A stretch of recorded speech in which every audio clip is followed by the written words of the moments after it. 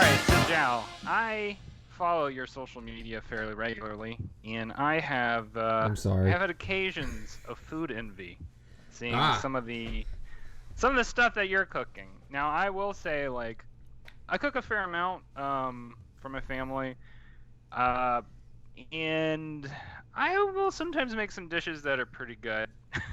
okay. But I say this having looked at I watched you and you're taking it to another level. And I say this because one, you bought a fucking smoke gun or whatever they call it. That's exactly what they call it. That's Yeah. uh, that's like next level. I've seen you have a pasta press. Yep. I've seen you make some very nice looking pasta, by the way. Thank you. It's one of my favorite things to make, actually. Yeah, I imagine it's delicious. So anyway, I, I start all this to sort of bring in today's subject, which is about the culinary arts, the art of food. Yes, Right? sir. And it's a in some ways, like all art, it's kind of two-way, right? There's the art of making the food, and then there's the art of appreciating what you eat too. Yeah, I didn't actually think about that, but you're absolutely right. There's the creation and the experiencers, the audience, whatever you may want to Yeah, call the it. ability of savoring the food, basically, which Mm-hmm. is sometimes harder than actually making a lot of food, because making good food requires following a lot of directions and then having the intuition to make the necessary changes to what you want and what you envision, right? But to appreciate food requires a certain amount of discipline to not just like gobble it all down, right? To take the time to appropriately consume it and savor the what's going on. Like if you just get like a can of spaghettios or whatever, like everybody knows what's happening there. Like you don't have to take the time. You can inhale that and it's really not that big a deal. But when you're sitting down to make something, you definitely want to take time. If it's not something that you've had before, to just kind of experience it, which is what a lot of art is about experiencing something. Exactly. And that's kind of where I came from with it, where it's we had talked about this on a prior podcast, where the returns on something like filmmaking with like the script writing process and production and editing and release and all that kind of stuff, the appreciation for it is incredibly delayed. Like you could start working on something several years in advance to when anyone will ever get to see it. Oh God! And Don't remind me. but as an artist, like that, like people think as a fan, like you're sitting there waiting a year for Avengers Endgame to come out. These people wrote it 3 years ago. It's been edited for 6 months, sitting on a shelf, and you can't release it yet because you have a window or something. Like it's excruciating for an artist to not have their art, once it's completed, out for reception. So for me, cooking became a way for me to kind of get some artistic feedback. Not so much an ego stroke, but it's some kind of a confirmation that I have. If you have like a creative ability, you can bleed it into different mediums. It's not hard. Do you know what I'm saying? Like all of the same principles still apply. It's the way in which they apply that you have to be creative about. So I've said this before, like I've used the analogy that when you're like telling a story, it's like a food recipe, and like you're using structure is kind of like a baking pan where it makes the mold of what it's supposed to look like, but the ingredients that you throw in are the exact or what makes it yours. You know what I'm saying? And furthermore, it's not just what the ingredients you put in, it's how much ingredients you put in. Because you could put in like a dab of flour and a shitload of chocolate chips and a cupcake that does not make.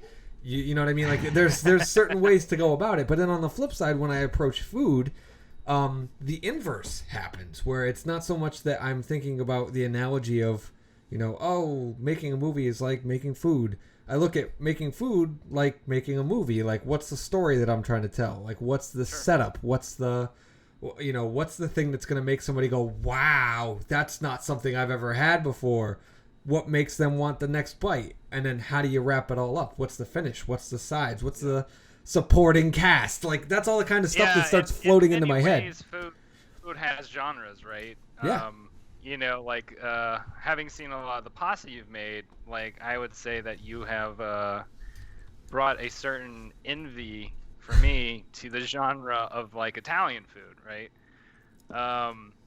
Like chicken parmesan, Oh, that's a meal. that's one of my favorites too. I actually think that's on the Yeah. menu for tomorrow night for me. Nice. And and this is a really interesting thing about a lot of cooking too, though, where you can often score higher points the more finesse and the less overcooking you put into it. Yeah. Go further into my point is like, you know, like when writing a story, oftentimes we shift towards redrafting being better, Yeah. right? Whereas with cooking, redrafting is not always a good thing. Or redrafting means you have to start over from a completely blank slate. You know Yeah. what I mean? Like cooking a steak, you have a fine amount of time to cook a steak. And if you don't balance it right, you could really fuck it up, depending on what you want, right? Like if you like well done, which there are people who do, I'm not one of them, but if you, if you like well done, I guess you can never go wrong. But like I'm a medium rare person, so there's a fine amount of time to cook that steak, Yep. at which after you go over it, it's now not as edible. It's not as delicious. Yeah. There's definitely things that play into your taste reception. So there's a book that I had bought that I kind of studied. It's called The Flavor Bible, and the majority, I would say, easy 85% of the book is literally just an index of you look up an ingredient and it will tell you all of the things that pair well with it and all this kind of stuff, which is very useful when you have an idea for a dish but you're looking to round it out with a side that might, amplify well, or a seasoning or something like that. But in the beginning of it, it breaks down into a lot of different things about how we perceive the flavors that come into us. Like the aroma plays a big part, which seasonings you choose. Temperature actually plays a role in how the flavor is tasted by you. So I 100% agree with that. Like, I do not like eating tomatoes out of the fridge. I like eating tomatoes room temperature. That's the best in my opinion, that's the best time to eat a tomato, because I don't know the physics of it. That's when it works for me. Yeah. That's when the juices are like at their best or whatever. But go on, Joe. But they cited an example in the book, because I was brushing up a little bit before our episode today, where they were talking about if you take ice cream right out of the freezer and you immediately start eating it, it does not taste nearly as sweet or good than if you let it sit on the counter for 5 minutes and then you dig in. Like that little bit of meltiness allows you to enjoy the flavor a little bit more. And it's the same thing that goes with a steak. You have to let it get to a specific temperature, and that's when the flavor molecules, whatever it is you want to look at it as, are moving in a sense that your tongue can receive the right signal and then translate that signal to your brain, and that's when your brain is like, ooh, this is the perfect way to go. So temperature is definitely... What's the name of that book again? It's called The Flavor Bible. Okay, I'll have to look that up. The last thing that I've watched in a long time that was like it was like a food theory documentary, I guess. I don't know what else to call it. It was this Netflix series called Salt, Fat, Acid, Heat. Interesting. And the basic premise was that good cuisine required just 4 elements. Not 5, 4. 4 elements. And those elements were the kind of heat that you use to cook your food, right? So you could like cook over an open fire, you can cook on a grill, you can there's several different ways in which you can cook something. Right. The salt that you use, there are a lot of different ways to derive salt. So True. The person who presents this, she kind of does a lot of exploration about like different ways that people season their food with salt. So like soy sauce, salt derived from like seaweed, and there's a bunch of other ones. I can't remember all Yeah. of them. But then fat, so fat, like oils, like Yep. butter, things like that. And then acid. That one for me was kind of a unique one. I didn't really put that together, but the basic idea was that you want some sort of acidity to contrast, especially with meat. And a lot of times acidity will also tenderize meat too. So that can be like citrus, that could be tomatoes. There's a lot of different possibilities. Yeah. But basically, the idea of that program was to just, break it down for the average viewer so that you could have these sort of guidelines to go by, even if you're not like a professional chef. But you can build off of that, right? Yeah. And so anyway, I mentioned that show because I think it's an interesting, for those of y'all who watch Netflix and are interested in cooking, it's a good primer into learning how to make your food taste a little better. It's helped me a lot in terms of thinking about how I start off a dish. It's always a great starter. So that brings me to ask you, Jal, when you're making dishes, do you have any sort of go-tos, starters, some general things that always work, or not necessarily always, but often work no matter what? Well, I'm a big salt person myself. I whatever it is that I'm doing, I have learned the classical base level instruction that salt makes it taste. It doesn't make it taste better. It brings out the flavor more. I'm not sure how it works, but I know that's how it works. Yeah, I agree 100% with that. I've definitely noticed that myself. Go on, John. But you can in fact oversalt things, and that's when shit hits the rocks. No pun intended. But there is more about that book that I was talking about, the Flavor Bible. They break down exactly what you're talking about with like the four things where it's like saltiness, sweetness, sourness, savoriness, or whatever, and how you have to balance those things because those play a role in how your mind reacts to the food. Because if I gave you just something sour, you're not going to want any more of it because it's like, oh, that's just too sour for me. But if you balance it out with a little bit of sweetness, it's like, oh, I do want some more of that. And the sourness kind of makes you less thirsty, and it puts you in the mood for this. The one of the most evil creations in the entire world is soda, because salt by default makes you thirstier. And if you put that into a beverage, all you're going to want to do is drink. Yeah. So that's how they make their money. Plus caffeine. Yeah. Right. You put those addictive things in there, and then you put in sugar, and man, it's just a concoction of addiction. But it's brilliant because from a creation standpoint, in terms of putting together something to consume, that it hits all the right notes. You know what I mean? It taps into your primal senses of wanting a specific thing, satiating that thing, but then reigniting that desire over and over. It's a horrible, vicious circle, but it works. Speaking of soda, I don't know if you've heard about this, but like Sprite is apparently like a big, especially in Korean dishes, like a big ingredient, because apparently something about Sprite has like an effervescence that for stuff like kimchi or like marinades and stuff like really works. And I've never tried it myself. I'm very curious. I want to try it eventually because I could imagine that there might be some kind of, I don't know, some kind of magic in that I'm not aware of. I don't know.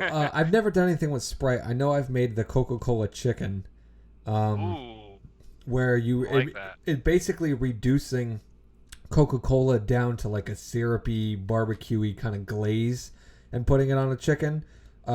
It was years ago, and I don't think I did it right, and I'm actually thinking about doing it again this summer, but now that I'm a little bit more experienced with what I'm doing. But I did remember getting that nice Coca-Cola flavor out of it. which was weird to pair that with a chicken. But if you think about it, sometimes I eat just regular grilled chicken and I have a soda next to me anyway, so it's not much different. I could see the Coke flavor working if used in some sort of barbecue like Yeah. like the sweetness of the Coke, but then you pair it with some kind of tanginess, like extra tanginess, Yep. I guess. I think one of the things that it was, they actually started adapting it into the actual flavors of Coke. I think it was like a Coca-Cola with citrus, so it was like an orange.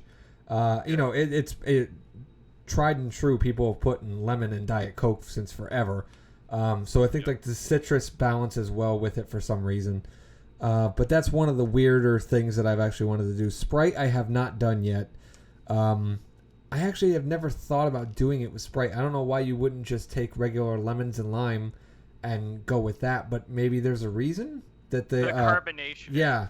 It's the carbonation that adds that extra punch that you wouldn't otherwise get from lemon and lime. Lemon and lime works great, right? Because it'll tenderize meat and then it'll soak in. But I think something about the carbonation has some sort of X factor that you wouldn't get otherwise. See, I'm not that interested in marinades all that time. I'm not a big marinade guy. I much prefer a spiced rub. I got you. For some reason, the marinades always turn the meat into like a weird brownish color or something like that. It's not very appetizing. Oh, I got you. Oh, that's a really interesting point, because then that gets into so much of taste is affected by how it looks, right? Well, you eat with your eyes first. Yeah, for sure. I will say, so right now I'm vacationing in Austin, Texas, and I've made a point of trying to eat at as many barbecue establishments that are here, because there are so many, right? Yeah. And the every restaurant I go to, I get brisket, and I have been able to see every variation on the idea of smoked brisket. Interesting. And I try and keep it consistent, right? Like I try, because you can get lean brisket or fatty brisket, so I just go for lean brisket because that's, in my mind, that's the harder one to make taste good. Yeah. Because fat is delicious. Fat no matter flavors. what, oh yeah, right? absolutely. So I've found that it's interesting to see all the different interpretations people have on brisket, and so far I'm finding my favorite interpretation includes a certain amount of charring on the skin on the outside. Oh yeah. Right? You know what I mean? And that charring adds, I think that is like caramelization. I'm not entirely certain. Yeah, it's the sear. That's basically what it is. And there's a difference between the char and a burn. It's one of the things that when you're cooking a steak, you absolutely want to sear a steak, but you don't want to burn a steak, because not only does it, when you burn a steak, does it overcook the interior, but it's like we talked about with just eating a lemon, where it's just too much sour. You lose that balance. So like a little bit of char goes a long way. It's even the same way, or like around here with New Haven style a pizza. There's a big thing, like if you come to New Haven and you want pizza, there's char on it. And if you don't like char... Oh, I like that. Like on the crust. Yeah, it's a big deal around here. It's not doughy. Because we do the thin crust. Like that's kind of the specialty around here. So and the Frank Pepe pizza does like coal fire. So that's hot as can be when they're throwing it in that oven. So it's getting... I have a question, Jal. Yo. When you were a kid, you were like toasting some toast for like breakfast or whatever, and like you kind of toasted it. Was there like a point where you were like a little excited because like, oh wait, maybe this is gonna be like some of that char toast? Right? Yes. Like, because if you char toast but then you cover it in butter, it almost makes it easier to swallow. I don't know how. Yeah. Well, it's like there's a certain... It's a balance, right? Like there's a balance with toast where if you have just enough char to it, it's like really good, right? And if it just burns, it's awful. And this is where it kind of like cooking becomes sort of like alchemy in a way, where it's like you're doing a lot. There's a certain amount of science involved with it, right? Sure. And I say all this to sort of begin with like this one topic, which is, when I lived in Portland, there was like a couple years where I was predominantly eating as a vegan. So like I had to learn how to cook vegan food, Okay. right? Um, I Now, to learned. clarify, And vegan is different from vegetarian, correct?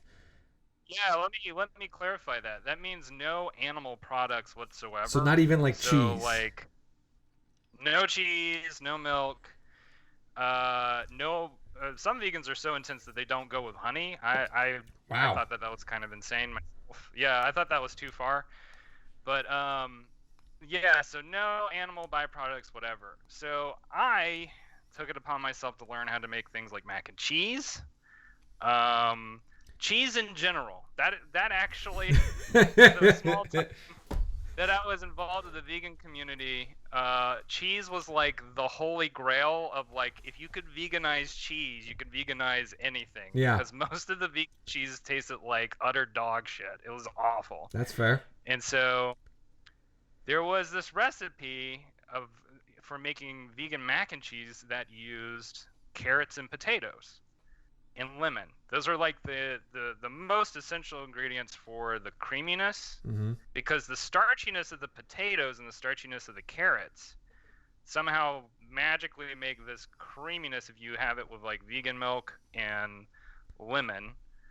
The lemon is for tartness, right? Uh-huh. Because there's a little bit of sourness in cheese, Yep. and then the other magical ingredient is this stuff called nutritional yeast. Now, nutritional yeast sounds like something that would be out of Soylent Green, quite frankly, Okay. and The was movie, kind of not the used. actual Soylent Green.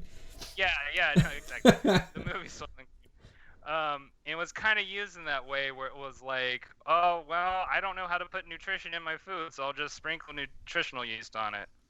Well, it had a slightly cheddarish quality to it, so that Hmm. was like the final ingredient to make vegan mac and cheese, right? Interesting. But you had like I had to do so many different batches to get to a point where I could make it work out because there would be it's like, oh, it's a little too sweet, it's a little too salty, it's a Yeah. little too tangy. And eventually I nailed it. I got all the proportions down. So anyway, this whole story is to say like there is an interesting aspect to cooking, to making food that is like kind of disconnected from the actual enjoyment of eating. At least for me, for a while when I was vegan, it kind of became this obsession of like, can I emulate these flavors regardless of like whether or not it's nutritional, Yep. right? Because there's an entire industry, veganism kind of included and excluded at the same time, out of like trying to make things taste like things even though they aren't those things, Right. right? Like Beyond Burger and all the that. whole yeah, like the Impossible Burger and stuff like that exists as like how can we make something taste like meat even though it's not meat? And so anyway, for you, Jal, have you had any culinary projects where you've tried to like do what seemed not necessarily impossible, but like kind of Frankenstein Yep. food in such a way? Frequently. Please go. It's actually one of my current projects that I'm doing. So a little backstory on me. In 2018, I weighed 275 pounds. I currently weigh right around 190. But I had dropped down to 170. I dropped a perfect 100 pounds plus Nice. over the course of a year from 2018 to 2019. And one of the things that I did was I just kind of meticulously measured everything that I ate. So I counted calories like a madman and I went for walks. And that's all I did. I kept myself in a caloric deficit, lost all the weight and all that stuff. And I'm thinking to myself, man, when I get down to my goal weight, I'm going to be jacked. It's just going to happen that way. And I was eating whatever I wanted. Literally whatever I wanted. Pizza, fried chicken, you name it. Tacos, the whole 9 yards. Ice cream, all of that. And when I still got down to 170, which was lower than what my BMI should be, I still had like a gut, which to me was like mind blowing. I'm like, why the hell do I still have like a belly? It should be flat, right? I should have abs. And little did I know that that's not how it works. Like your weight will go down, but your shape, in a way, stays the same. So what I had to start learning last year before the pandemic hit, I was doing personalized lessons with a personal trainer, and I started learning about macros and protein, fat, carbs balance, and how that affects your body shape, and how you need to have a certain intake of this, and how your body burns fat and carbs first, protein last, I say all that to get to this point. Currently, my evil plan is making foods that are crazy high in protein and lower in carbs and fat that I still like to eat, because I refuse to just eat chicken and rice for the rest of my life. I'm just not one of those people. So, like, I have been a mad scientist in the kitchen trying to make pasta, as you talked about, my crazy pasta recipes, trying to make pasta with the protein powder, so that it's high in protein. That's some holy grail type shit. Yes, right there. And I'm getting dangerously close. The only downside that I've had is the flavor is there. I've actually been able to emulate the flavor by using the semolina flour that I use to make the pasta, the eggs, and then working in the protein powder instead of regular all-purpose flour. The problem is the protein powder, once it gets all mixed together and stuff, becomes very chewy, almost rubbery. So while the flavor, while the flavor is still there, it just does not feel good in my mouth when I'm chewing it. Yeah. So what I'm currently trying to do right now is try to figure out how to adjust that texture, because even when I made it the first time, I'm like, oh, as soon as I boil it, it's gonna be fine. No, it got worse. So it's one of those things where I'm currently manning how I go about doing things, so that I can up my protein, even with like air fryer cooking. So we talked about like the chicken parm. I've been learning how to cook, quote unquote, fried chicken in the air fryer so that it's lower in the fat. But it's still crispy, it still tastes good, and all that good stuff. And those are my current projects, and I'm getting dangerously close. It's working. It's just the progress is a little bit slower than I would like. Please keep me up to date with the pasta, because I've been on I'm not on a keto diet right now, but I have been in the past and will be on again eventually. And one of the things about being on a keto diet is like very low carb, right? And like I love pasta, but I haven't really eaten pasta in a long time. I miss it, So tell me how that goes. It's my favorite thing. And you were talking about how the reception becomes the process becomes an obsession, where you just want to make it better. And even on that note, I wanted to bring up something that I get. Well, back when I had friends that I hung out with, I haven't seen people in years now, not just because of the pandemic, but still. Everybody used to give me shit because no matter where we went, doesn't matter where we went. I once ate this at Six Flags of all places. If they had spaghetti and meatballs on the menu, I got it. Didn't matter where it was, didn't matter what time of day. It could be the middle of the afternoon. If you have spaghetti and meatballs, I'm ordering your spaghetti and meatballs. I'm like Dave Portnoy with the pizza. I just, wherever they have it, I'm going to eat it. Because I've gotten to a point where my classic, fuck the healthy thing, my classic spaghetti and meatballs is like perfect. And everyone tells me it's perfect. I've given the recipe to some people and they're like, this is amazing. I can't believe you are not Italian and you came up with this and da-da-da-da. And my big thing is they're like, well, why, if you make this delicious spaghetti and meatballs, why are you eating the fucking meatballs at Six Flags? Like, it's not going to be good. It's not going to match up to yours. But my thing is, as an artist, and I think we can appreciate this, it's the same reason why I still watch movies and you probably still read comics, is you want to experience everyone else's version of what you do, because there's inevitably sometime at some point you will stumble into something and you'll be like, that's fucking brilliant. I'm stealing that and working that into my idea. So, absolutely. Like, I cannot go anywhere and not get spaghetti and meatballs if they have it. But I do have a rule when I'm cooking. So I always start with, especially if I'm trying out something new, whatever the recipe is that's laid out, I always do the exact recipe the way it's written the first time. Always. Yeah. And that's when your I don't want to call it flavor profile. What's the word? Your palate comes into play as not so much as the chef, but as the audience, where you have to be able to pick out what that flavor is.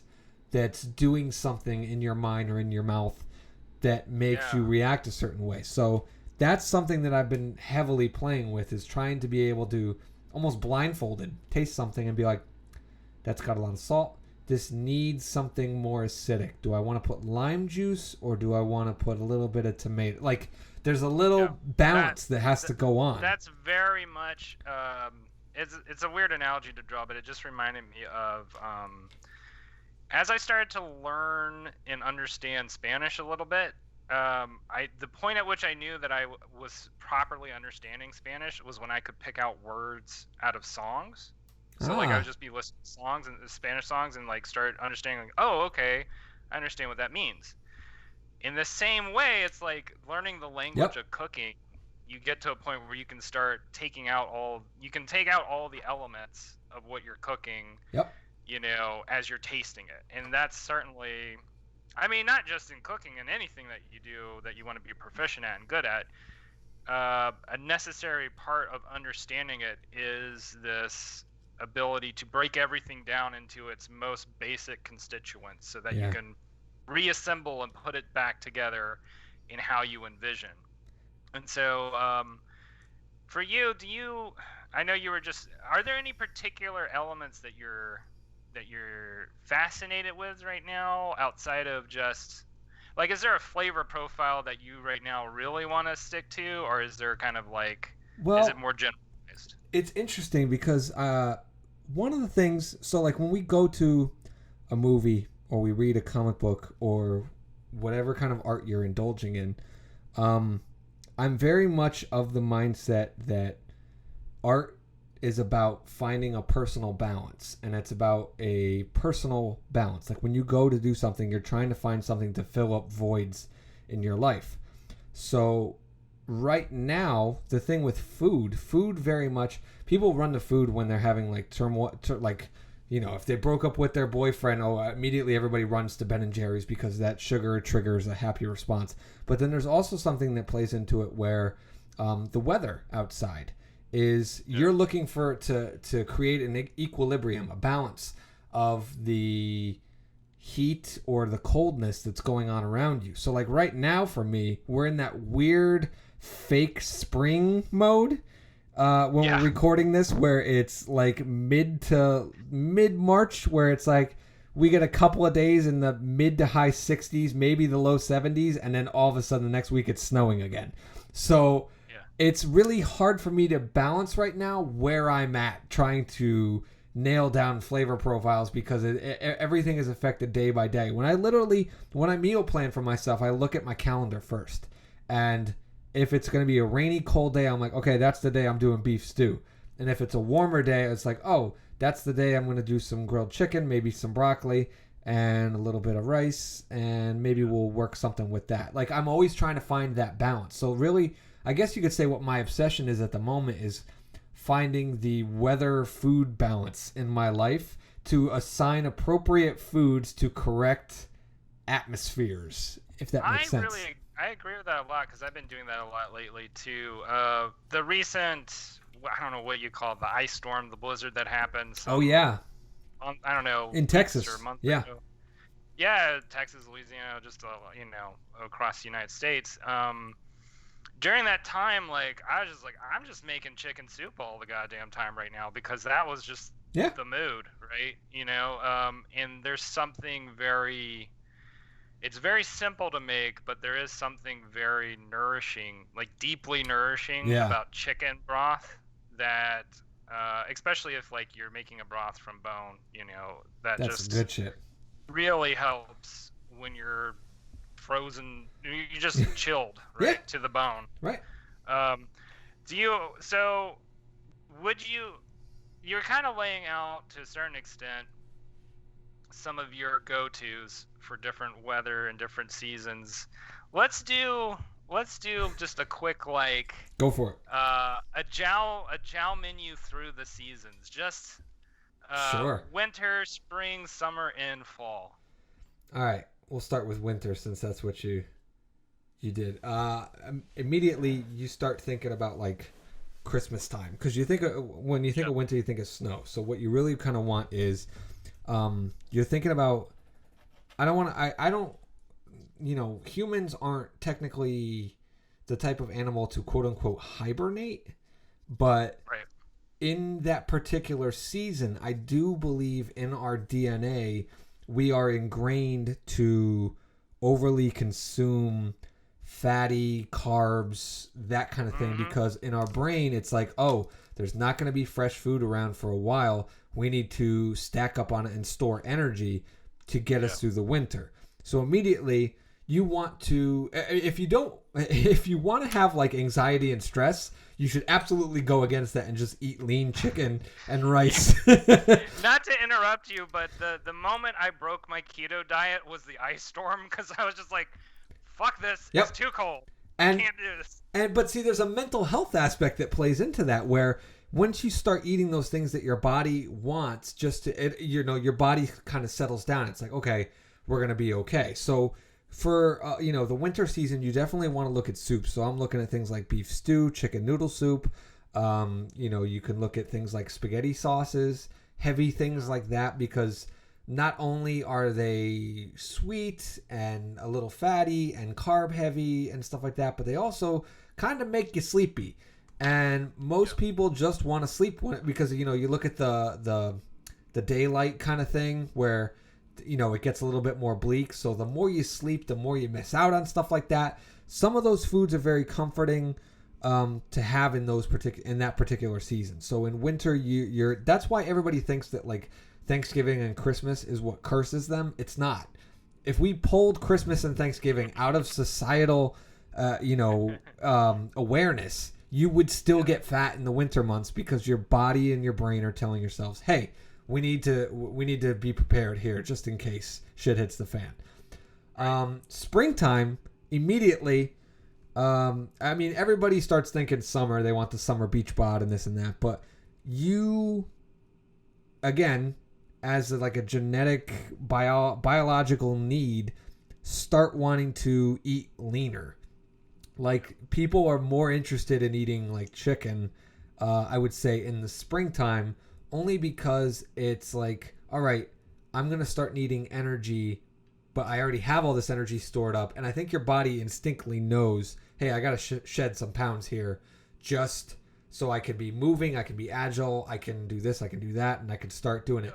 And it feels better. When the weather is lower, or when the weather is warmer, and you're more hydrated, you feel better. And that's like something that your body chases. So I feel like chicken, just like general chicken meals, salad starts becoming a little bit more appealing towards the, not to me. I've never eaten a salad in my life, nor will I ever.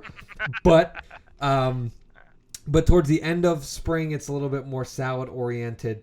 Summer is when the good shit goes down. That's when everybody's like burgers and steak, Mexican like quesadillas and steak fajitas and stuff like that. That's where I hit this week. I made a steak fajita last week when it was nice and warm. Nice. Just because I think in those months you kind of, it's almost like you become free willy-nilly, where it's like, I could do whatever I want. I'm going to live forever, and the weather's going to stay like this, and everything's going to be happy. And then finally you come back to... What's interesting about that, just real quick. Sure. What's interesting about that too, though, is like summer is going into what you were talking about with how the body responds to the weather. I've been in situations where like the summer, especially the late summer months, get so hot, I really don't want to eat at all. So I will tend to just eat like very like hydrating foods, like a lot of fruit, a lot of vegetables, and light like meat. Like I don't actually... When the heavy heat comes. Yeah, when the heavy heat comes, I actually don't really want to eat that much meat for whatever reason. Because of the fat. I'm sure it's a metabolic thing for sure. It's because of the fat. The fat will weigh you, will like slow down your metabolism and your responses and stuff while it's trying to process it. But if you did eat, chances are you would be much more prone to choose the leaner meats in the high heat than you would you'd much rather go for a fillet than a ribeye. Yeah. If that makes sense. Exactly. No, I'm not saying. Sense to me. But occasionally though, like if you're knowing you're going to eat at 8 o'clock on a summer night, and you know that it's starting to get towards the cooler nights, do you know what I mean? Where it's like, oh, we're gonna have a fire pit tonight, and it's gonna be all right, and people might wear like a light jacket. that's when like a ribeye kicks in. Like almost when you start getting into that fall, that transition from summer into fall, that's when that balance of like not eating too heavy but still starting to get a little worried because the colder weather's coming. You want to insulate your body a little bit. So that's like that's when corn, oddly enough, just because it's in harvest doesn't just make the reason why we want it. It's because corn is like a carb. Like it's going to add fat to you, and your body is like, oh, now is the time to start eating this. So that's why you see like people making corn, like stews and stuff that involve corn, or corn is like deep fried stuff, all that. What were you saying about corn? Oh no, I was just saying corn is like the gateway drug of carbs. That's where you start. That's where it all goes downhill. It really is. But I mean, in terms of seasons, it's hard to do that because I still have a college appetite where I just eat shit food. I know exactly what you mean. Literally, I have like a set schedule, and this comes back to a previous podcast we talked about where you only have so much creative decision making ability in your body every day. So as an artist, as a filmmaker, first and foremost, I try to reserve as much of that creative decision making for my writing, for my editing, for my doing all that stuff. So I kind of made a schedule where like Mondays I'm eating ravioli, Tuesday I'm eating air fried chicken, Wednesday is always pizza night, Thursday is always pasta night, Friday is steak night, Saturday alternates between Hamburger Helper and burgers, and then Sunday is usually kind of an up in the air, like I'll do whatever I want, like a random, let's try a new recipe, let's just do, oh, we haven't had that in a while, Philly cheesesteaks. Something like that. But that's when that'll start coming into play because Sundays will be my day off from doing any kind of film work. So that's kind of how I've gone about it. And then as I go through the seasons, those particular things will change. So like right now, through the winter, I've been having ribeye on Friday nights. That's my go-to thing. I'll go to a inch thick ribeye. As the summer starts coming up, I might start mixing it up a little bit with either the steak fajitas or Philly cheesesteaks. Like that's where that might start going in. And then when I start getting towards the fall, it'll start becoming the beef stew again. So it becomes that kind of rotating schedule where it's like, I know Friday I'm having some kind of beef, but the way in which the cuts of the beef that I'm having change, and I'm a variety guy. If I have even something as delicious as ribeye, I can't have the same seasoning on it week after week after week. So like every Friday it'll be like, oh, this week I'm going to try mint and rosemary on my ribeye, and we're going to see how that comes out. Oh, next week we're going to do a hickory one, and then the one after that we're going to do a little bit more cayenne, ancho, chili pepper. Like that's how I kind of play with it. So I always start with like that as the base and go from there. Pizza, I'm a pretty predictable animal. I always just get like a meatball pizza. If every now and then I'll mix it up and go with an extra cheese, but like I don't mix it up too much. Pasta night, again, it could be either, if I'm in a lean season like I am now, I just translated my meatball recipe into turkey meatballs, and it's fucking perfect because the seasoning blend that I use on my regular meatballs, even though I usually use like a meatloaf mix in the winter, in the spring and the summer, it perfectly, like the chicken or the turkey will perfectly absorb those same seasonings even better. It's just a lot drier, so I have to approach that cook a little bit different. I can't put it into the sauce for 4 hours because it just dries out the meatball and it makes it disgusting. Does that make sense? Yeah, I was just thinking, this is something I've been working on and trying to figure out because I kind of have like go-to seasonings, and I need to kind of change it up a little bit because I've gotten in my comfort zone. Sure. But two, I was going to ask you, like, in case maybe you go in a different direction, maybe I could take some pointers here. Do you have any favorite go-to spices and or herbs that you like to use generally, especially with meat, but whatever you're making? For things like in the Italian thing, a lot of people immediately think of like oregano and basil, but I am a big parsley guy. Parsley is one of my things. Basil, however, I will admit, is a close second. And I'm not talking about like the like the big jars of like dried, diced up basil. Oh, like fresh basil. Fresh Fresh basil is the way to go every single Yeah. time. Anytime I'm making some kind of like,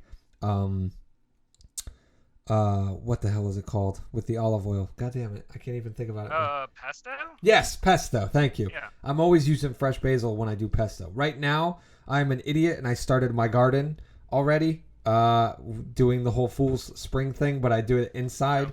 And right now, my basement smells like a farm, but I have my basil growing already because I use basil in so many things. I put it on my chicken parm. It's in my meatballs. I'm going to be doing a basil pasta coming up in the future. What are you gonna pair that with? Do you have any ideas specifically what you're gonna pair that with? I have a feeling that I'm going to put it with. I'm going to do a basil, and I know garlic works with it well. So I'm thinking about doing a ravioli with basil pasta. The sauce is not going to be a tomato sauce. I think it's going to be a garlic butter sauce. And That sounds really good. So what I'm trying to do now is try to think about what meat is going to go well with that and how I can season that particular meat. So that's where it starts becoming in. So now, right now, that book I was telling you about, the Flavor Bible, I've got it open. And I'm going to pull out basil and let's see what options it gives me, actually. No, I don't want a definition. I just want to go to it.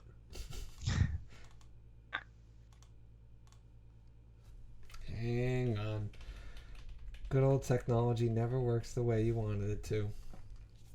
I guess I'm going to have to pull it up. Audience, just imagine a CSI like scene, and Zhao is sitting at the computer. There are numbers whizzing by, maddeningly fast. All right, it's going to work a lot easier on my phone.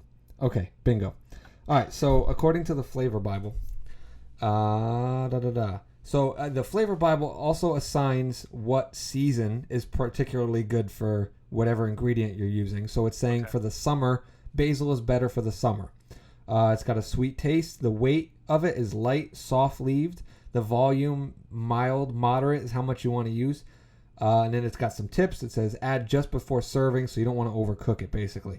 So the things that pair well, so these are the things that pair well, and I'll point out the things that pair really well with it.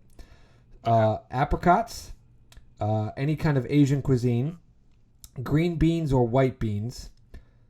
This is a bold one, so this is things that this will pair very well with basil, which is bell peppers, red, roasted especially. Back to fair relations, I guess you could say. Berries, blueberries, breads, broccoli, Cambodian cuisine, capers, carrots. It pairs very well, again, with feta, goat, cheese, mozzarella, parmesan, pecorino, and ricotta. Pairs very well with chicken.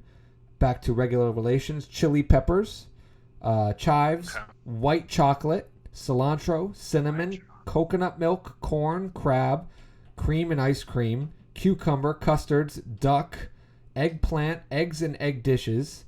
Eggs, that would be an interesting...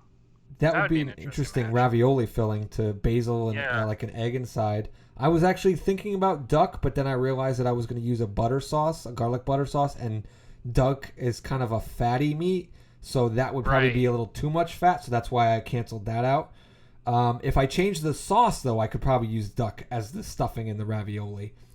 Fennel, fish, French cuisine, garlic is a major thing, so that already pairs well with the sauce that I was thinking about. Ginger, honey, lamb. Lamb actually might be an interesting stuff. That would be a great stuffing. Like a good pairing. Yeah. So if I put like a seasoned lamb inside a basil ravioli with some garlic butter sauce, that would be probably the dish that's how I would stop right there. So that's basically how I go about it. And unless, Mother Muse is chirping in my ear where I have some weird ass concoction that pops up into my head, I swear to God, sometimes I'll be sitting there watching a movie and a random flavor will hit my tongue. Nothing that I've eaten in the last 6 weeks. It's not like I didn't brush my teeth and it just randomly found itself to my tongue. I will get these weird inspirational moments where weird flavor combinations will hit my tongue. I will pitch it to my wife, my mom, whoever may be near me, and I'll be like, I'm going to make this, and I'm going to do this, this, and this. And they're like, you're fucking crazy. That's disgusting. And then I'll make it, and they're like, this is goddamn delicious. How did you come up with this? And it's weird, but my brain just puts that stuff together. But like I said, like that flavor Bible, I'm looking at this now for the basil thing, and it goes on for another 2 or 3 pages. Sure. But you saw, like, some of those things I never would have thought to pair with basil. Like, who the fuck thinks about really pairing basil with coconut milk? That's not something that would jump out at me. But but it works. That's the thing. Like, they've done the scientific research part of it, and that's how they put it together. So when I'm looking to mix things up for Italian, that's kind of how I go about that process, where I'll find something that I know, because everybody wants to eat something comfortable. You don't want to spend all these hours working on a dish and then make it, and then you realize you don't like this thing. That is the worst feeling in the world. I've had a couple things I've made in the past, and some of them actually happened when I used too much basil, or like, especially with dry basil, where the flavor just was not good, and I was like, how are we gonna salvage? How are we gonna eat this? Yeah. How are we going to eat this as leftovers, because I can't even make it through the initial meal? And that's kind of the recommendation I would make to people when they're out there experimenting with doing food, because I think everybody wants variety. You want to mix it up every now and then, try something new. I made a chicken parmesan once where I was bored because my cocky, egotistical ass was like, I have perfected chicken parm. I have figured out how to get this down. It's delicious. I don't want to change anything about it, but I want something different. So what I ended up doing was I inverted the top. Now, you talked about before about simplicity sometimes in food is the best way to go, where you don't want to deconstruct something like a crazy person so much so that it's unrecognizable from what you started to and you've made a mess on a plate. So what I did with chicken parm was I inverted the toppings. Most of the time when you have a chicken parm, you have some Parmesan cheese worked into the breadcrumbs. You have some Parmesan maybe on top, mozzarella, and basil. And that's just on top of a breaded chicken breast. And that's it. What I ended up doing, I said, well, what if I switch that around? What if I make... Oh, and you also put tomato sauce on it. Excuse me. What if I made the sauce, the tomato sauce, instead of making tomato sauce, what if I made a Parmesan cream sauce? And the Parmesan cream sauce, I mixed in a little bit of nutmeg, and like I made it like a little interesting. And then I was like, well, how do I invert this further? I'm like, well, it's got to have some kind of a tomatoey taste to it. So I just chopped up, I diced some tomatoes and I marinated them for a little while in olive oil and a little bit of basil. And then I just drizzled like the top of with some chunky tomatoes on top. It was inverted. It was fucking amazing. I haven't made it in a while because the Parmesan cream sauce was a bitch to make. A lot harder than just opening a jar of Prego. But which I'll admit, and that's the other thing that people are shocked to know about me. If you've seen my food posts, they're like, oh my God, Zhao made sauce from scratch, meatballs from scratch, pasta from scratch. Then he made fucking bread from scratch all in the same day. And then the very next day I make like hamburger helper. They're like, well, I don't understand you.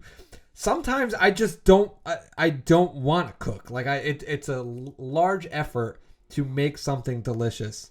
And sometimes there's a nostalgia that plays into it, which is something I think we needed to talk about. That's like the X factor of flavor is nostalgia. Because there's a lot of people out there, and it grosses me out to my stomach right now to even think about this. There are people out there who drown their scrambled eggs in ketchup, and that shit just does not work for me. It grosses me out to no end. But they grew up with that, and that's what they know. And I have a relationship with ketchup like that, not with eggs, but with black-eyed peas, and that was something where my grandfather did that, and like as a kid I tried it, and then I don't really eat ketchup with that much stuff. Like French fries, and maybe sometimes like with fried potato things. But other than that, like for whatever reason, the combo of ketchup and black-eyed peas is like one of my favorite nostalgic flavors, because it's just something I've done since I was a kid, basically. Yeah. So anyway, going on with what you were saying about nostalgia, did you have something further to say in regards to that topic, like nostalgia in food? Well, that's really one of the things that where you can guarantee that you're going to like something. Like if you can Yeah. identify the things that really spoke to you from your childhood, those are the kinds of things that you want to start with when you're designing a dish. Yeah. That's so like for me when I'm starting with something, one of my favorite things obviously clearly is spaghetti, or tomato sauce I should say. Tomatoes are like a base to almost every single thing that I love to go after, whether it's pizza, burgers, Yeah. pasta, you name it, there's some kind of element of tomato thrown in there, and that's really where I always like to start. That kind of flavor where it's a little bit savory, a little bit sweet, a little bit salty. It's got all those kind of things. You were talking before about seasonings, and we kind of got off on a tangent, but like I talked about my Italian thing, but then on the other side of it, cumin is a big one that I I love absolutely cumin. fucking Yeah. love, man. Whether Smells it's like armpit, but it's so good. it really, yeah, because I think that's one of the things that's like bold. I like to be Yeah. smacked in the face with flavor. I don't like light, subtle things. That might be one of the reasons why I hate salad. Um, I need heavy. I need something that's really Sure. powerful to punch me in the mouth, um, to make me fall in love with it. Because I think it has to do because aroma, like the smell, is like 75% of your eating. Because if you can smell something, it affects how you taste it. And I have like somewhat of a stuffed nose 24/7. It's just an allergy thing, or my nose is fucked up. I don't know what it is. But Yeah. I need that extra punch of flavor on my taste buds because my nose is not drawing in the right amount of air and the aroma of it so that I can properly taste something. So I think that's where my nostalgia plays in, is that I always ate tomato things. I ate a lot of spaghetti as a Yeah. kid, and that's where I have to start, those powerful, well-balanced kind of flavors. Is spiciness something that you get a kick out of? Because it's a very particular thing to some people. I don't. What about for you? I originally, no. And this is something Okay. interesting too that I've been learning about how palates and taste buds change over years. Um, Yeah. Originally, no, but my wife is one of those people who will like buy the spiciest wings from the fried chicken joint, and she'll take a bite and she'll look at me and go, "I don't feel any heat. There's nothing on. Did you order me the right one?" Like, and I'm just like, "Oh, you're such a fucking asshole. Like, leave me alone." And it got to the point where she wanted me to cook things that had a little bit more heat for her, because I'm the one that cooks in the house, not her. So I started working in with red pepper flakes, and so like that started me on a little bit more of a spice kick. So now I pretty much put red pepper flakes in everything. it's Yeah. it's I instead of using like if a recipe or something calls for ground black pepper, chances are I'll put red pepper flakes in instead. I've heard. I don't know if you've heard this. I've heard. Of course, this is based off of something I watched. Have you ever heard of the chef Justin Wilson? He was like an old Cajun chef. No. Anyway, I have lately been on a small kick of every once in a while I'll watch old broadcasts of like Justin Wilson shows, and he had mentioned something that I thought was interesting. I didn't know if I want to confer this with other people, but he had mentioned, he kind of complained that using black pepper, like cooking food with black pepper, actually negatively affects the flavor of Really? black pepper. Like the best time to use it is when you're about to eat and it isn't being warmed up. So I was just curious if you had heard anything about that before in regards to black pepper. No, I would actually kind of disagree with that, because one of the earliest lessons I learned, once again going back to chicken parm, Yeah. was about seasoning things before you cook them. And for the longest time, I was not seasoning chicken before I cooked it, or steak or whatever like that. And that was a rude lesson that I had to learn, which was like, oh, it tastes okay, but it doesn't taste great. But then I started really learning about, liberally seasoning something with salt and pepper before you rock and roll. And it blew my mind how much of a difference it actually makes. Sure. Whether, it might be a different thing where salt and pepper works better on proteins before you cook them.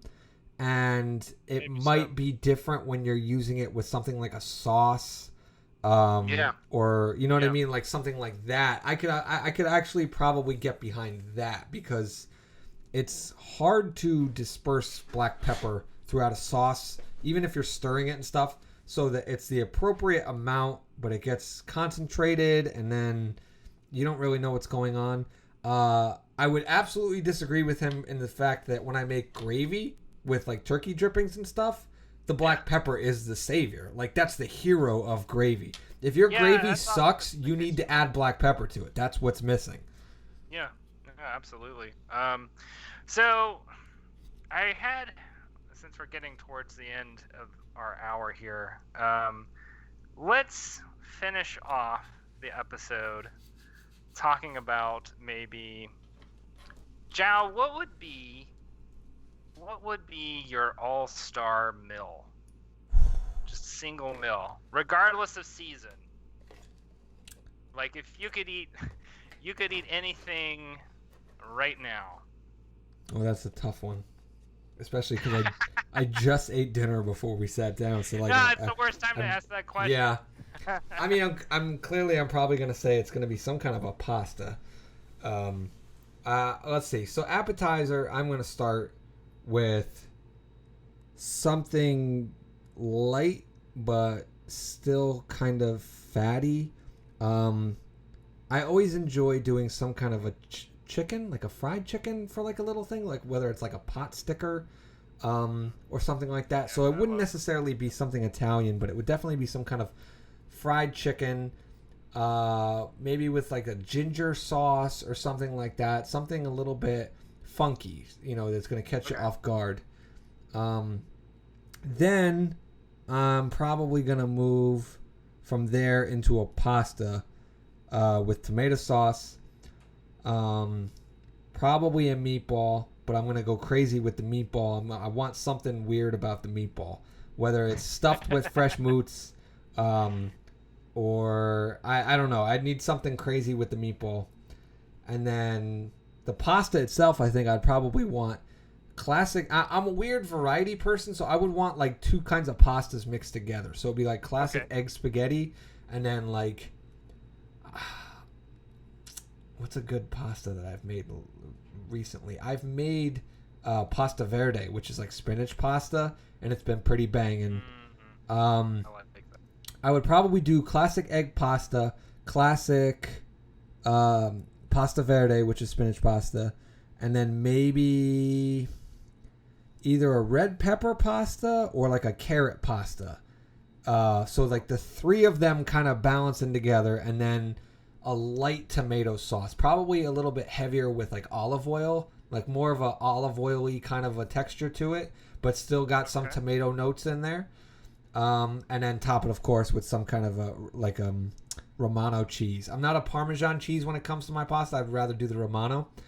How would you describe the difference between Romano and Parmesan? Because I know Parmesan often gets described as kind of nutty, but I don't really have a taste profile for Romano. Well, I'm pulling out my flavor Bible. Hang on a minute. It's going to take me a second here. I got to pull up cheese. Imagine now, audience, Zhao opens his phone and light merges from his cell phone. And there are so many, let me tell you something, there are so many fucking types of cheeses that you would never, ever believe existed. There's a whole podcast to be talked about with cheese in regards to the art of cheese, because that is like, that's not just alchemy, that's like some extra mysterious biochem that I don't quite understand. Is it not in here? Wait, is Romano's like a goat cheese, right? Oh, I don't know. I feel don't like think it so. is. Goat, Gorgonzola, Monterey Jack, Parmigiano, Pecorino, ricotta, sheep's milk in general. I am not seeing actually the Romano Pecorino. Oh, it'd just be Pecorino then. Yeah, Pecorino Romano. Okay. So that's what we. It's not actually saying what the flavor profile is for it, interestingly enough. But it says it pairs well with bacon, bell peppers, duck confit, grapes, salad greens, honey chestnut, lemon, a mustard fruit, olive oil, pasta, pears, white pepper, prosciutto, ricotta cheese, sopressata, vinegar, balsamic, and walnuts. So I'm guessing Sounds like it's a milder cheese. Yeah. Closer to mozzarella. Yeah, pretty much. But Okay. it's got a different taste if you can really pinpoint it. It's not as salty either, from my experience. I actually kind of prefer that. It's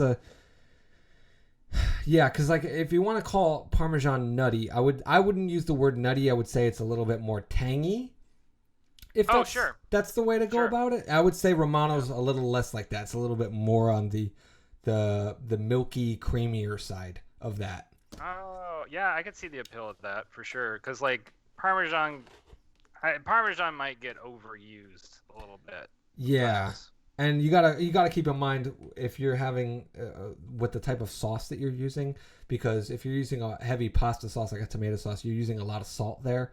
And then the Parmesan's got a lot of salt in it, so you're really, really pulling on that salt there. So, and that's the reason why people pair certain kinds of wines with it, because that's the thing. So have you ever wondered why dessert is always sweet and that's not like a main course or an appetizer? Is because the sweetness, when it affects your palate, actually quells your appetite. So salt actually encourages your appetite. And sweetness kind of quells your appetite. So that's why dessert always comes last. So if you're really kind of oversalting something, that's going to be what's going to keep you eating. So if you want to stop eating, that's when you have to have that sweet thing. That's why when you have a lot of salt with your entree or whatever, you want something a little sweeter. So you go for like a wine or something like that. That's what kind of nullifies that, and it kind of keeps you in check. It balances you out. Same thing with dessert. That's how you wrap up a meal. That's how you fully feel satisfied, and your appetite kind of goes, okay, we're good. Once you got that final sweetness note, your body's like, okay, we've got everything we need. We're good. That's how that So works. all-time favorite dessert then, Joe? Ben and Jerry's. I don't make it. I can't. Wait, what? I mean, what particular Ben and Jerry's ice cream? Oh, it's cookie dough, man. I'm a chocolate chip cookie guy through and through. That's pretty good. I tend towards Cherry Garcia myself. I like the fruity chocolate combination. Cherries and chocolate or strawberries and chocolate. Those are like two of my favorite ever combinations. I actually been one of the things that I did, and I don't know if you remember this, but I did have an Instagram account. It's now defunct, and I think I actually deleted it, but it was like Jow Cooks or something. Where I was doing different kinds of smoothies and stuff like that. And there was actually one that I made that was so delicious. It was actually, and here's the weird combo that we did, strawberries and basil. And it was delicious. And if they started putting basil in some of the Ben & Jerry's, like a strawberry basil thing, I would be running towards that, because it was mind-blowing when I first did it. But they do some weird shit, too, in Ben & Jerry's, because I saw one that I'm hesitant to try it. I was hesitant to try it when people told me to put my potato chips on my actual sandwich, like my turkey sandwich. But then they put them in fucking ice cream, and I'm just looking at the freezer going, what the hell? Well, I will say, I feel like we've had this conversation before, but there are people who swear by, like, if they go to Wendy's, they will dip their French fries in a Frosty. I've seen that.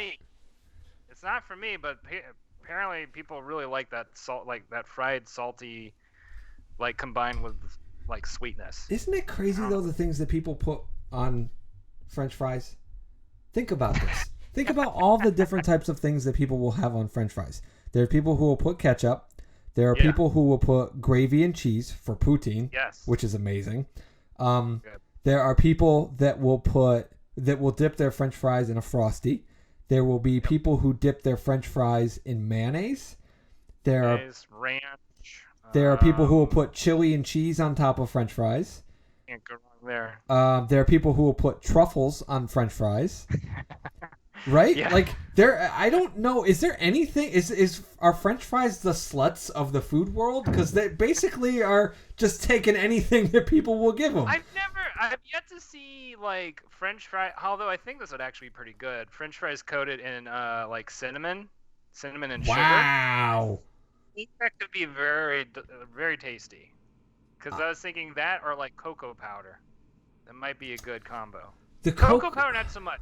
But cinnamon sugar, I think, would be bomb. I think you're onto something with the cinnamon sugar. The cocoa powder, I feel like it would be too much sweet, and it'd be like a 1-2 punch of like salty and sweet too much. That it would just, I don't think it would work. But the cinnamon sugar is lighter than the French fry, so I feel like that would be a nice accent to it. And now that you've said that, my wheels are turning.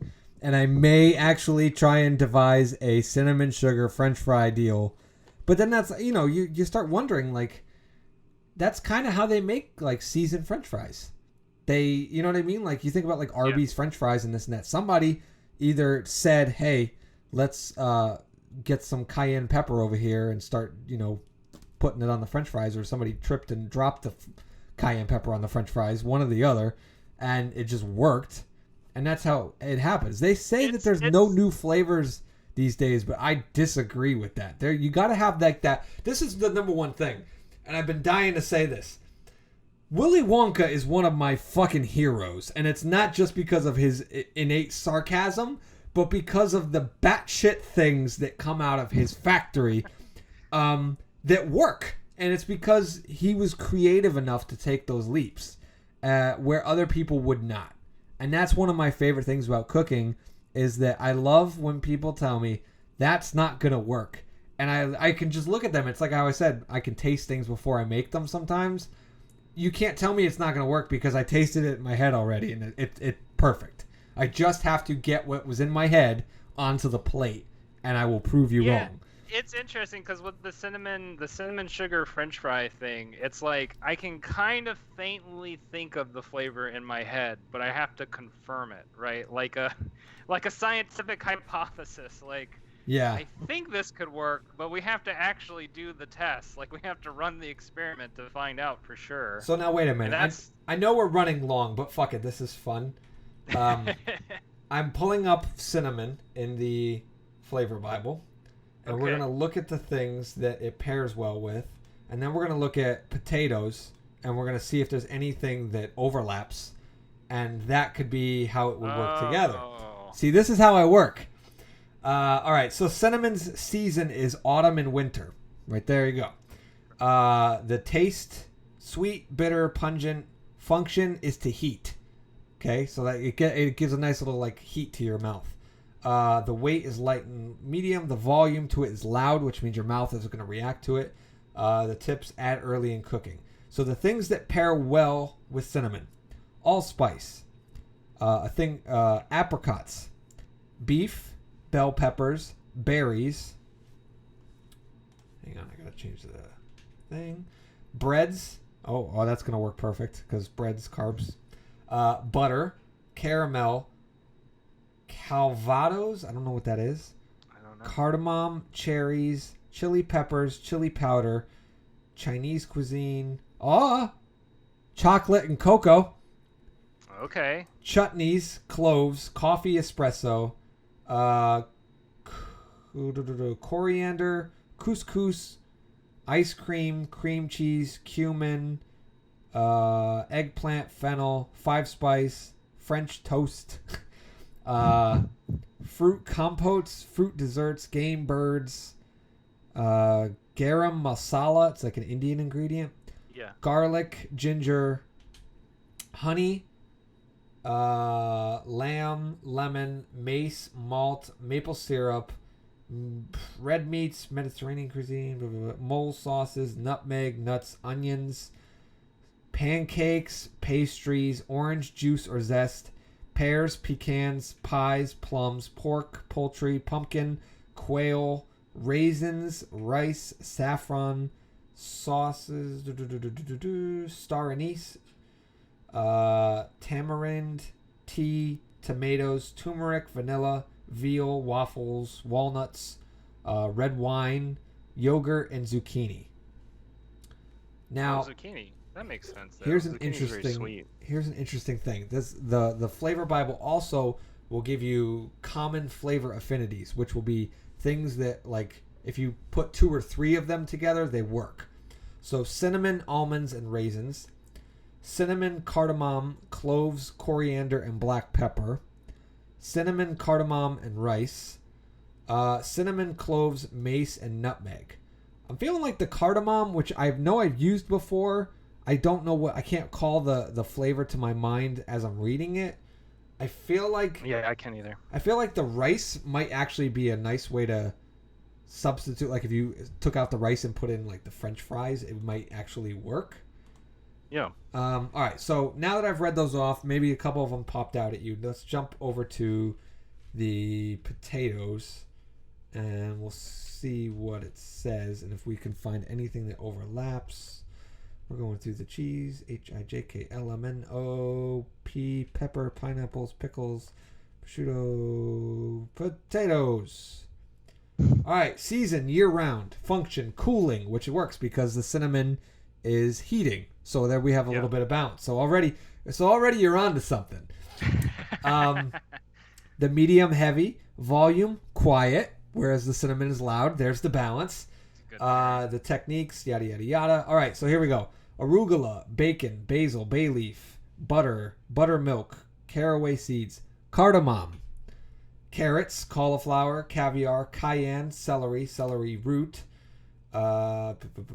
cheeses I don't remember seeing, chicken, chickpeas, chicory, chili peppers, chili oil, cilantro, cinnamon, cloves, coriander, cumin, curry, dill, French cuisine, garam masala, garlic, ginger, winter greens, kale, lamb, lavender, lemon juice, marjoram, mayonnaise, morels, mussels, mustard, nutmeg again, olive oil, olives, onions, no, oysters, paprika, parsley, parsnips, no, pepper, ramps, rutabagas, saffron, sage, salads, salted cods, scallions, shallots, sorrel, sour cream, spinach, steak, sweet potatoes, thyme, tomatoes, truffles, turmeric, turnips, vinegar, and white wine and yogurt. So right now, I'm thinking about something else too. When we make sweet potatoes, sometimes people put cinnamon in that with, like, brown sugar. Yep. So brown sugar, you could actually probably do French fries with some kind of a brown sugar, the cinnamon, and a butter, and it's almost like a sweet potato deconstructed. Pecans were where I was leaning too, because that's just one of my favorite flavor combos is, like, pecan pie, basically. Yeah. I have to try and taste cardamom again to know what it is. But I can't distinguish it from nutmeg or allspice. They're all kind of in the same family of, like, really powerful, right? Sort of. I associate with sweet flavors, basically. Yeah, I'm thinking that there might be to something what you were thinking about, and I'm gonna go mad scientist on this and try and come up with a way to make that work, because I think you're onto something. The question is, do you do sweet potato fries or do you do regular fries? Because if you do sweet potato fries, it's almost a given that it's going to work. Exactly. That's the thing. Is, like, that's the easy the easy combo. Can you make it work with, like, fucking russet potatoes? Yeah. Basically. And that's the question. That's the artistic challenge. That's the shit that I love. Is, like, okay, how do I make this work? Because now I've got... I can experiment with the cardamom, and I'm sure that there's probably some recipes out there that I can look at that involve cardamom, butter, nutmeg, like, and cinnamon or whatever. You know what I mean? And it would very clearly probably become like a dessert fry, but... Yes. But I was trying to think of how you could make it not a dessert, or not necessarily a dessert fry, but I was going into, like, okay, you'd have to do something with cheese and, like, can you make... Go ahead. Do cheese and cinnamon go together, though? That's the thing. No, they don't. Yeah. Not really. Like cream cheese was on there, so you'd have to do something with cream cheese because it's a very mild kind of sweet cheese. See, because what I'm Uh, thinking, the two things that are jumping out at me when I'm thinking about this isn't so much the potato, it's the fried aspect yes. of the food underneath it. So immediately my mind is going to like a funnel cake or like fried dough because that has powdered sugar and cinnamon on it. So I'm thinking about how would I look up something that you would put on a fried dough that would be similar with the cinnamon that could translate to the fries. Yeah, so it would have to be something like butter and Yeah, a fat. cinnamon. Yeah, and yeah, like you're saying, brown sugar. Like But if you made, there's a I balance was that gonna, has to go into that because you yeah. don't want to go too much fat with the fries and then you put butter onto it. That's a difficult thing. Oddly enough, I don't know if this is gonna work. Did we say that bacon pairs well with cinnamon? Bacon is the missing ingredient here. Yep. That's what. Bacon, pecans, brown sugar, French fries, Yeah, and cinnamon. That's the key there is that I think the bacon has a little bit of the bite that we're missing. It's got a different kind of bite than the cinnamon would have, if that Yes. makes sense. So it wouldn't be like slabs of like greasy bacon, but it does have that little bit of extra fat content that we were thinking about with the Yeah. butter. But it has a little bit of the salt and the bite to it that drizzled out would balance out the loud sweetness of the cinnamon, and it would amplify the base, the quiet base of the potato. Yeah, this is either like great breakfast or like midnight stoner Yes, munchies. this is midnight. This is fair food. This is like country Yeah. fair food, which is fine because this is that's the kind of place where you get a hamburger wedged between two donuts. And that's the kind of thinking that I like. It's not good for my diet, but fuck it, it's delicious. So we'll wrap it up today. I think this will definitely be a topic we revisit because there's some aspects to the art of food that we definitely missed in terms of color and plating, how you arrange something on a plate, and how you organize it on the plate in general. Like you don't just like throw shit on a plate and it's done. There is an art to how you present something. Like we said earlier, you eat with your eyes first. So I would like to talk about that in the future. But there's so many things with food that I think we can touch upon that we'll probably come back to this. Maybe we'll even have some kind of a chef as a guest or something like that, someone who knows a little bit more what they're talking about. And me and Rainwater can equally pick their brains and get some out of it. And we will provide an update on our cinnamon French fries. If we can get it to work before then, we will reveal the recipe on that episode. I promise you that. But anyway, that has been the Art of Food Part 1. We will see you again next week. I think the next episode, Rainwater, did we talk about... I know we laid out what we're going to be doing. I don't remember which one is next week. I think... I don't want to say it and then have it be wrong and spoil what the one after that's going to be. Yeah, then I won't guess either because I cannot remember at the moment. Okay, it is what I thought it was. Next week we are going to be talking about creative fitness. Oh yeah, okay. This was one that I had pitched to you a while ago, Mr. Rainwater, and you seemed very excited about it. Whereas it's odd that we were talking about balancing nutrition and stuff earlier, but I think there is an art to keeping your abilities as an artist sharp. So if I'm working on like a horror movie, and it's probably a good idea for me to take a break every now and then and write some stupid romantic comedy scenes for something else that I might be doing to keep my mind agile.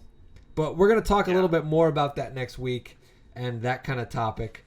And then we're going to have another, I think March, the last week of March, we're going to have a very important episode for all of the artsy beginners and amateurs out there that you're not going to want to miss.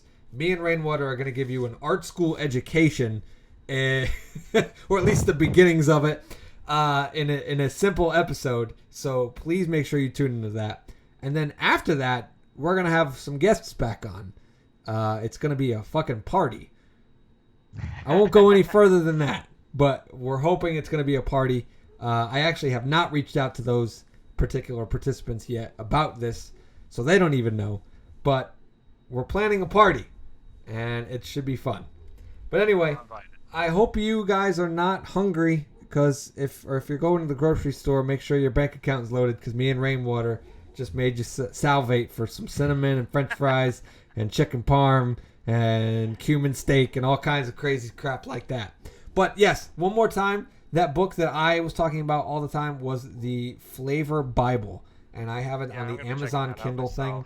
It is an amazing reference book when you are creatively coming up with a dish and you're stuck on how to kind of balance the flavors, and it'll throw some shit out at you that you weren't expecting or thinking about. It'll also open you up to some new flavors you never even knew existed.